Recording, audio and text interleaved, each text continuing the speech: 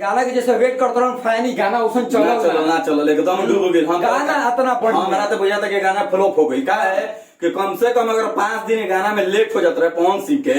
तो गाना आवत रहे तो कहीं ना कहीं यूट्यूब हैंग होत रहे आंधी लेकर भागत रहे आंधी देख ले कर हमारा बुझाता कि 11 से 12 घंटा हो गई 1 लाख लाइक भाई 1 लाख हमनी के की कहत फैन कहत व्यू भी कहता देख लो व्यू देख लो 7.5 लाख व्यू गई 12 घंटा में जो तरीका से गाना का वेट होता है बुझाए ब्लॉकबस्टर सॉन्ग रहे और सॉन्ग हालांकि खराब होन ऐसे देखल जाओ सॉन्ग खराब नहीं की खराब नहीं है 10 साल ऐसे देखल जाओ तो हमने के गाना भाई देसी अंदाज में खूब लेकिन एक विरोधी के पसंद नहीं खेले देखो फोटो है मजनू बाबा के ई कहता कि पवन सिंह का गाना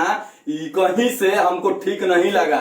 इनका पवन सिंह का गाना ना इनका पवन सिंह ठीक ना लगा ठीक भाई कहां से करियन अरे इनका हाउ सब गाना ठीक लगेला तो वेट करो लोग वेट करो वो गाना बा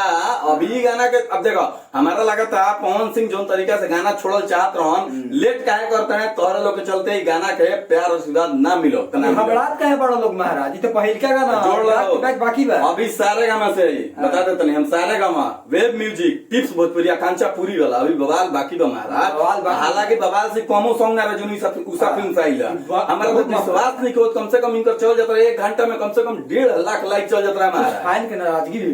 जो तरीके से महाराज एक्टिव रहे लोग बुझात रहे कि गाना कहीं ना कहीं ब्लॉकबस्टर होई लेकिन यह गाना के लोग दबा दे लोग ऐसे बिचार रहे लोग गानावा कब है